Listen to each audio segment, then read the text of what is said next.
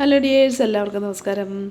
അപ്പോൾ കഴിഞ്ഞ ദിവസം നമുക്ക് രാത്രി അത്താഴത്തിന് കഴിക്കാൻ കപ്പ പുഴുങ്ങിയതായിരുന്നു കേട്ടോ. നല്ല കപ്പ പുഴുങ്ങിയതും നാടൻ മത്തി വന്നിട്ടുണ്ട്. ഇപ്പോൾ നാടൻ മത്തി വറുത്തതും മുളക് ഉള്ളിയപ്പും കൂടെ പൊട്ടിച്ചല് പച്ചവെളിച്ചെണ്ണ ചാലിച്ചതും മോദകറി വെച്ചതും ഇതായിരുന്നു കേട്ടോ. അപ്പോൾ കഴിഞ്ഞ ദിവസം ഓഫീസിൽ നിന്ന് വരുന്ന വഴിക്ക് മീൻ മേടിക്കാൻ കയറിയപ്പോഴാണ് നമ്മുടെ മാർക്കറ്റിൽ നാടൻ മത്തി വന്നിട്ടുണ്ടെന്ന് കണ്ടത്.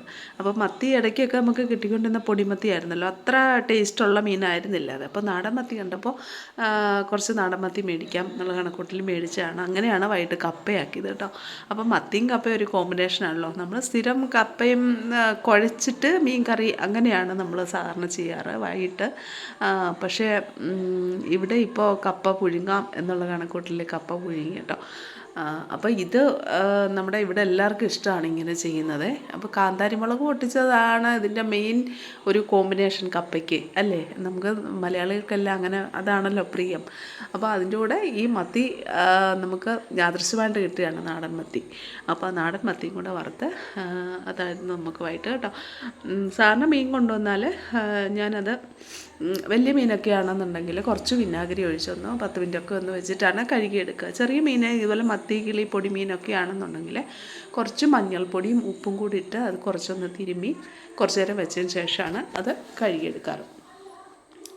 അപ്പം നമ്മുടെ വലിയ മീനൊക്കെ ക്ലീൻ ചെയ്തെടുത്തു, കഴുകിയെടുത്തതിന് ശേഷം അത് കറി വയ്ക്കാനായിട്ട് അടുപ്പത്ത് എല്ലാം സെറ്റ് ചെയ്തു. നമ്മൾ കടുകും ഉലുവയും പൊട്ടിച്ചതിനകത്ത് വെളുത്തുള്ളിയും ഇഞ്ചിയും പച്ചമുളകും കൂടെ മൂപ്പിച്ച് മുളക് പൊടിയും മല്ലിപ്പൊടിയും മാത്രം ഞാൻ മീൻ കറിക്ക് ഇടാറുള്ളൂ കേട്ടോ. പിന്നെ നമ്മുടെ കുടംപുളി ഉപ്പും ഇത് മാത്രമാണ് മീൻ കറിക്ക് ഇടാറ്. അങ്ങനെ മീൻ നമ്മുടെ കറിയോടെ സെറ്റായിരിക്കുന്ന സമയത്ത് നമ്മുടെ മീനൊക്കെ വെട്ടിയാണ് അവർ തരുന്നത്. എന്നിരുന്നാലും അതിനകത്ത് അഴുക്കൊന്നും അത്ര ഇതായിട്ട് ക്ലീൻ ആവില്ലല്ലോ, ചെറിയ കറുത്ത ഇതൊക്കെ അതിനകത്തുണ്ടാവും. അപ്പോൾ അതൊക്കെ ഒന്ന് വീണ്ടും ഒന്ന് ക്ലീൻ ചെയ്തെടുത്ത് നല്ലപോലെ ഒന്ന് ക്ലീൻ ആക്കിയെടുത്ത് നമ്മുടെ മസാല പുരട്ടി അതൊന്ന് വറക്കാനായിട്ട് സെറ്റ് ചെയ്ത് വെച്ചു കേട്ടോ.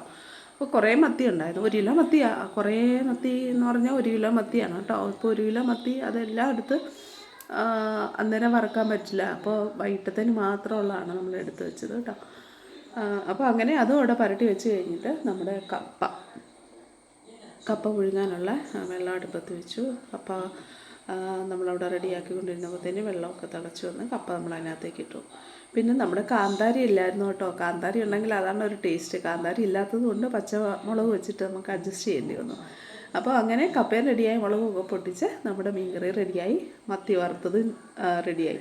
അപ്പോൾ ഇതായിരുന്നു കേട്ടോ നമ്മുടെ അന്നത്തെ ഒരു ഫുഡ്. വളരെ ടേസ്റ്റായിരുന്നു കേട്ടോ.